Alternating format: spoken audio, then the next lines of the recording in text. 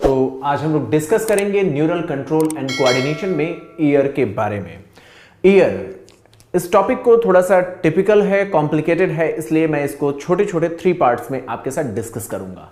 इसमें पहले मैं इसकी बेसिक एनाटॉमी को समझाने का प्रयास करूंगा, जिसमें मैं दिखाने की कोशिश करूंगा कि रियल में ईयर के कौन कौन से पार्ट्स होते हैं, वो कैसे होते हैं, किस तरीके से ऑर्गेनाइज्ड होते हैं। उसके बाद जो हमारा अगला लेक्चर होगा उसमें हम मैकेनिज्म ऑफ हियरिंग को समझाने की कोशिश करेंगे। हम ये बताने की कोशिश करेंगे कि आखिर हियरिंग की प्रोसेस कैसे पॉसिबल हो पाती है। और सबसे लास्ट में हम आपके साथ डिस्कस करेंगे कि ईयर ना केवल हियरिंग में मदद करता है, बल्कि ये हमारा बैलेंसिंग के लिए भी काफी इंपॉर्टेंट ऑर्गन है, ये बैलेंसिंग में भी मदद करता है। तो तीसरा जो हमारा लेक्चर होगा वो इसके बैलेंसिंग फंक्शन को लेकर के होगा। तो अब तक हमारा जो ऑब्जेक्टिव है वो क्लियर है। सबसे पहले हम एनाटॉमी पर बात करेंगे, फिर हम इसकी फिजियोलॉजी में 2 छोटे छोटे पार्ट्स रखेंगे, एक हियरिंग का और दूसरा ईयर का जो दूसरा फंक्शन है बैलेंसिंग का, उसको हम सबसे लास्ट में समझेंगे। तो चलिए इसके एनाटॉमी को देखने की कोशिश करते हैं। इमेज मैंने वही लिया है जो एनसीईआरटी में दिया हुआ है। यहां पर आप देखेंगे कि इसमें सबसे बाहर जब हम ईयर को देखते हैं तो ईयर के 3 पार्ट्स में ईयर को डिवाइड किया गया है। एक्चुअल में जो इसके 3 पार्ट्स हैं वो किस तरीके से डिवाइड किए गए हैं, ये अपना एक साइंटिस्ट का अपना एक तरीका रहा है, जिसमें हम देखते हैं स्ट्रक्चरली एनाटॉमिकली जब हम इसको देखते हैं तो सबसे बाहर आउटर ईयर होता है, ये आउटर ईयर का पार्ट है। इसके बाद होता है मिडिल ईयर, मिडिल ईयर के बाद होता है इनर ईयर, ये इनर ईयर का पार्ट है। जब हम सबसे बाहर से चलते हैं तो सबसे बाहर होता है यहाँ कार्टिलेजिनस ईयर पिन्ना होता है। यहाँ पर आप देख रहे हैं ईयर पिन्ना होता है जो कि साउंड के वाइब्रेशंस को कलेक्ट करता है। अब एक बात आप समझ लीजिएगा, मैं कई बार आपसे कहता रहता हूं कि कहीं पर भी आपको बहुत ज़्यादा डिटेल में नहीं जाना है। अगर कोई टीचर आपको एक्स्ट्रा इन्फॉर्मेशन दे रहे हैं तो भी आप एनसीईआरटी से ज़्यादा ऊपर नहीं जाने की कोशिश करिएगा। उसके पीछे रीज़न ये है कि आपको ईएनटी करके एक पूरा एक सब्जेक्ट है जिसमें बहुत डिटेल में आपको मेडिकल में जाकर के इसको पढ़ना है। तो इसलिए अभी कोई बहुत ज़्यादा ये नहीं है कि आप इसकी सब कुछ जान लें। मैं थोड़ा थोड़ा इंटरेस्टिंग वे में इसके बारे में बताता रहूंगा, लेकिन जितना एनसीईआरटी ने दे रखा है उतना ही हमें पढ़ना है। तो ईयर पिन्ना साउंड को कलेक्ट करता है। उसके बाद यहां पर आप देखते हैं एक्सटर्नल ऑडिटरी कैनाल होता है। ये कैनाल लाइक स्ट्रक्चर होता है जो मिडिल ईयर में जाकर के खुलता है। तो होगा क्या, साउंड के वाइब्रेशन इस रास्ते से गुजरेंगे और मिडिल ईयर तक पहुंचने की कोशिश करेंगे।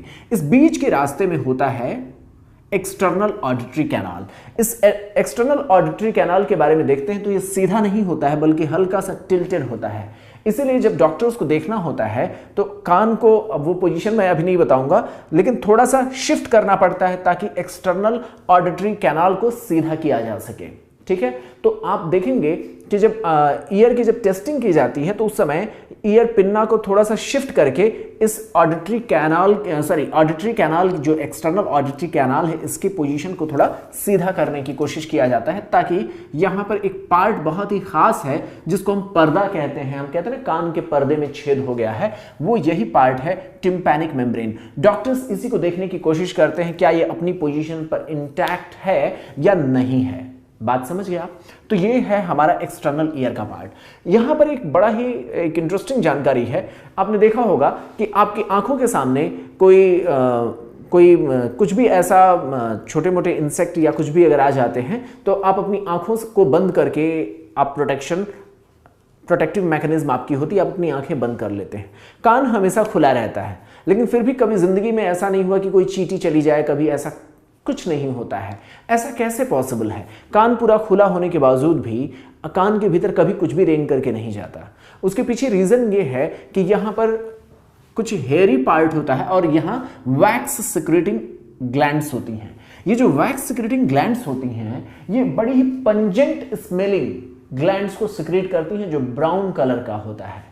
आपको लगता होगा जब कभी कान की सफाई करते हैं तो हमें लगता है कि वो गंदगी है, वो एक्चुअली गंदगी नहीं है, वो ब्राउन कलर का वो फैट या वैक्स होता ही है। वो बहुत ही पंजेंट स्मेलिंग होती है। तो वो इसलिए होता है ताकि उसके पंजेंट स्मेल से ना सिर्फ मीन्स छोटे मोटे जो भी चींटी हो गई या इस तरीके की कोई भी छोटे छोटे जो भी जानवर हो सकते हैं जो कान के भीतर कभी जा सकते हैं, उनसे बचाव हो जाता है। वो कैसे पॉसिबल है? क्योंकि वैक्स का यहाँ सिक्रीशन होता है। अक्सर सफाई करना ज़रूरी होता है, लेकिन ये वैक्स जब ज़्यादा हो जाए तो, वरना ये वैक्स बुरी चीज़ नहीं है, हमारे लिए प्रोटेक्शन करती है, पंजेंट स्मेलिंग होती है, इसमें हेयर पाए जाते हैं। अब हम चलते हैं मिडिल ईयर में। हम देखते हैं कई बार तमाम ऐसी प्रॉब्लम्स होती हैं जिसमें टिम्पैनिक मेम्ब्रेन इंटैक्ट नहीं रहता है, तो इसको ईयर की टेस्टिंग में चेक किया जाता है कि ये टिम्पैनिक मेम्ब्रेन इंटैक्ट है या नहीं। यहाँ पर एक रिम लाइक स्ट्रक्चर होती है जिस पर टिम्पैनिक मेम्ब्रेन टाइटली अटैच्ड होती है। इसको बहुत डिटेल में आपको पढ़ना है एज ए मेडिकल स्टूडेंट, तो इसलिए मैं इस पर ज़्यादा नहीं बोलूँगा, एनसीईआरटी ने ज़्यादा स्कोप भी नहीं दिया है। अगर हम चलते हैं इस मिडिल एक कैविटी लाइक स्ट्रक्चर में जिसको मिडिल ईयर कहा जाता है, तो इसकी शुरुआत टिम्पैनिक मेम्ब्रेन से होती है और इसमें 3 बोनी स्ट्रक्चर्स यहाँ पर होते हैं जो कि साउंड के वाइब्रेशन को आगे चल करके ट्रांसमिट करते हैं। यहाँ पर आपको पता होना चाहिए, ये थोड़ा सा मैंने इसको छोटा बना दिया है, एक्चुअल में ये थोड़ा बड़ा होता है। ये टिम्पैनिक मेम्ब्रेन बड़ी होती है और आप देखेंगे कि टिम्पैनिक मेम्ब्रेन यहाँ पर ये कुछ इस तरीके से होगा, ये इसका पार्ट। तो टिम्पैनिक मेम्ब्रेन का जो ईयर ड्रम जिसको हम कहते हैं, यहाँ से वाइब्रेशंस आगे ऑसिकल्स, ईयर ऑसिकल्स यानी कान के जो बोनी पार्ट्स होते हैं उससे ये ट्रांसमिट करते हुए आगे बढ़ती है। ये मिस के नाम से आप याद कर सकते हैं। पहले जब डिटेल में होता था तो इसके और भी कोड थे कि इसका शेप क्या होता है, फिर ये किससे डिराइव्ड होते हैं, किस बोन का पार्ट है, वो सारी चीज़ें अब नहीं पढ़ना है। सिर्फ इतना याद रखना है कि यहाँ सीक्वेंस आपसे पूछा जा सकता है किस सीक्वेंस में बोनी ऑसिकल्स अरेंज्ड होते हैं। तो मिस के सीक्वेंस में यहाँ पर आप देख रहे हैं मैलियस, इनकस और स्टेप्स के। ये स्टेप्स या स्टेपीज जिसे कहते हैं या स्टेप्स कुछ लोग बोलते हैं, ये आगे जा करके इनर ईयर में खुलता है। इनर ईयर का जो पार्ट है इसमें 2 डिफरेंट इसमें हिस्से हैं। यहाँ पर आप देखेंगे ऊपर का जो पार्ट है, ये यहाँ पर जो ऊपर का पार्ट है उसको अभी मैं डिटेल में नहीं ले जा रहा हूँ, सिर्फ मैं आपको उसको आगे मैं बैलेंसिंग में मैं आपको समझाऊंगा। आप बस इतना समझ लें, इसका ऊपरी हाफ अगर आप कहें आधे आधे पार्ट्स में इसको डिवाइड करें तो जिसका ऊपरी हाफ पार्ट है ये बैलेंसिंग के लिए रिस्पॉन्सिबल होता है।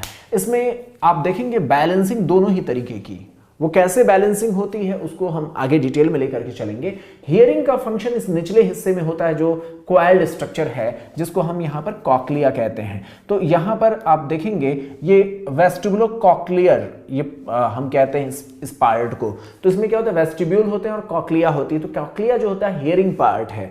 आप यहाँ पर कॉक्लिया पर ये भी आप फोकस करें क्योंकि मैं सबसे पहले हियरिंग के पार्ट पर फोकस करूंगा, फिर मैं इसको ओरिएंट करूंगा बैलेंस के लिए। तो यहाँ बैलेंस का जो ऑर्गेनाइजेशन है वो ईयर के इस प्रॉपर स्ट्रक्चर की वजह से 2 तरीके से हमारा ईयर बैलेंस कर सकता है। एक तो सर्कुलेटरी मोशंस के लिए हमारी ईयर की अपनी प्रॉपर बैलेंसिंग होती है और दूसरा हम स्टैटिक बैलेंसिंग के लिए भी, जब हम नॉर्मल रास्ते में चल रहे होते हैं तो उस समय भी हमें बैलेंसिंग की ज़रूरत होती है। वो बैलेंसिंग हम डिटेल में डिस्कस करेंगे अगले लेक्चर में। अभी सिर्फ और सिर्फ मैं आपको एनाटॉमिकल बेसिस पर इसको बताना चाहता हूँ। तो यहाँ पर आप कॉक्लिया देखेंगे, कॉक्लिया के आगे एनसीईआरटी ने दे रखा है एक विंडो, ओवल विंडो, जहाँ से ये देख रहे हैं जो वाइब्रेशंस, जो साउंड की वाइब्रेशंस थी यहाँ पर देख रहे हैं मैकेनिकल सिग्नल के रूप में आगे बढ़ रही हैं और इसके भीतर ये जा करके कुछ इस तरीके से इसके भीतर कुछ इंफॉर्मेशन को सेंसिटाइज करने के कुछ स्पेशल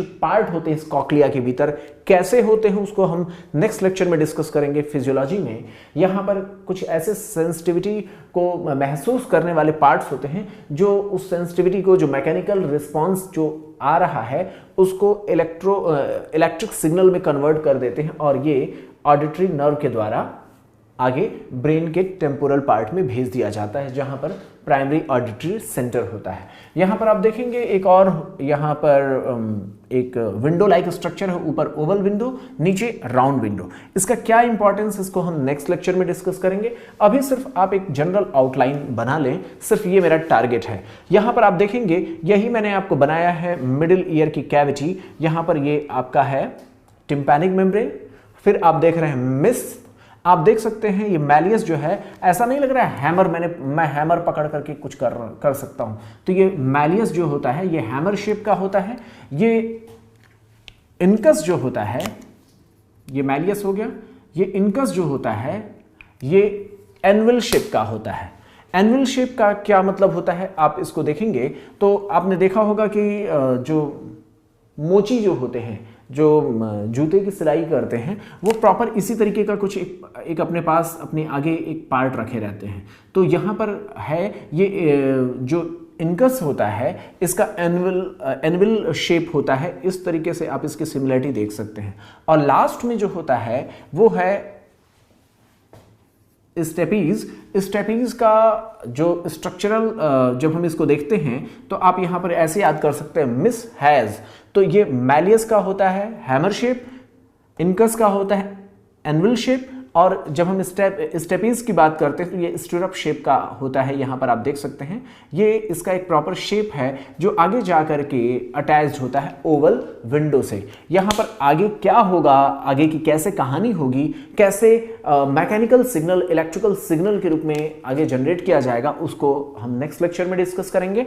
बस यहां पर आप देख लें इसका प्रॉपर स्ट्रक्चर ऑर्गेनाइजेशन कैसा होता होगा। यहां पर पैटर्न क्या होगा आप देख सकते हैं, पैटर्न यही है जिसमें हम पिन्ना से कोई मैकेनिकल वाइब्रेशन या साउंड की जो सिग्नल होती है वो ऑडिटरी कैनाल के थ्रू ऑसिकल्स में पहुंचती है। आप यहां पर देख सकते हैं ऑडिटरी कैनाल से ऑसिकल्स तक पहुंचती है, ऑसिकल से ये आगे पहुंचती है ओवल विंडो में, ओवल विंडो से ये कॉक्लिया के भीतर कुछ सेंसिटिविटी को महसूस करने वाले पार्ट होते हैं, हेयर सेल्स होती हैं इसके भीतर।